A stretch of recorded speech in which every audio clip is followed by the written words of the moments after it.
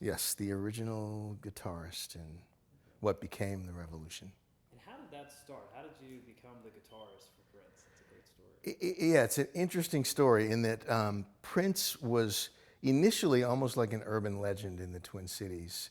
You know, there was just in the music stores and elsewhere, there was this talk of this 17-year-old kid who, you know, was kind of another Stevie Wonder, played every instrument and was, you know, kind of a virtuoso. And so I heard about him before I met him, and the meeting came about really through an ad in a local music paper, like what the scene would be here.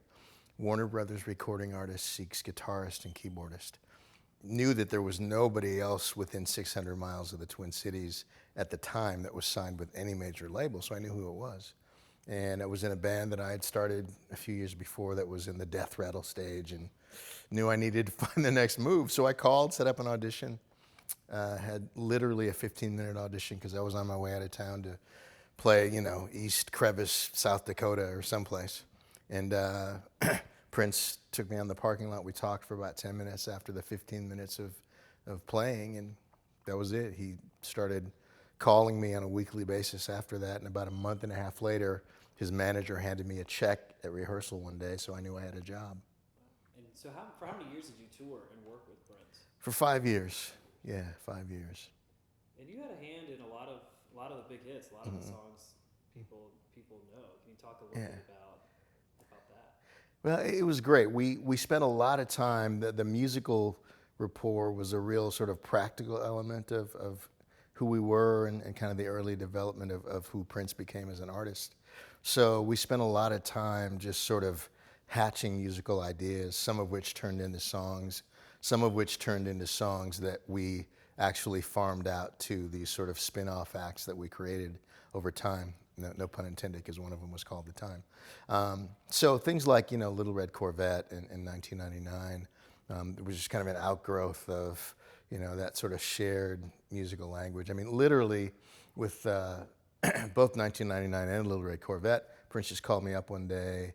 He was working on the new record, recording it at his house, and said, hey, there's a couple of things I want to try. Can you come over? So, I mean, I was there for maybe an hour and a half, recorded, you know, my co-lead vocal on 1999 and the guitar solo on Little Red Corvette, which years later, you know, I think it was Guitar World magazine called it the 64th greatest solo of all times, which is pretty funny because it was just kind of like, let's just do a few takes and comp it down, and okay, there it is, you know. So just 90 minutes for those two songs? For those two songs, yeah. Wow. Yeah. And I mean, you hear him being called a musical genius. Like, you know, that's a fair title. What is it like when you're sitting there having this musical rapport, hatching these ideas? What was it like getting creative with him? It's interesting at the time because there's not necessarily the perspective that you have later. It was who we were and what we did. And we felt, all of us were supremely confident, probably borderline arrogant young people. And so we just had the sense that this is the band that's going to rule the world. And we're going to be the best we can be at everything we do. And we're going to leave no doubt. I mean, that was just the mindset. So you get perspective on that later on, but at the time, you're just, you know, rolling up your sleeves and working as hard as you can. And what were those 5 years like? I mean, traveling with Prince, I mean, there's such a mystique surrounding him. Did that mystique happen off stage as well? It's funny, off stage, over time, yes, the mystique became part of the value proposition, so it had to be protected.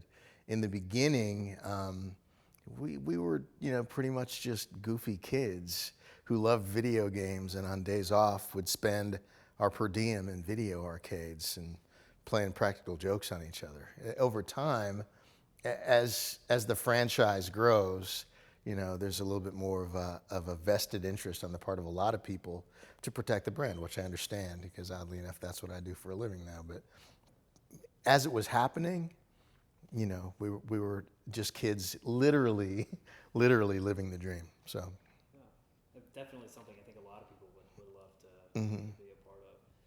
And it kind of in the later years, you know, after you left the band, you came here to Nashville. Did y'all stay in contact? What was your contact like with each other? It's funny. Earlier today, I was telling someone Prince wasn't the kind of guy that you'd look at your phone and there's an emoji and he shot you a text. Not that guy. He was the kind of guy that was engrossed in what he was doing in his world, intensely focused and serious about everything he did.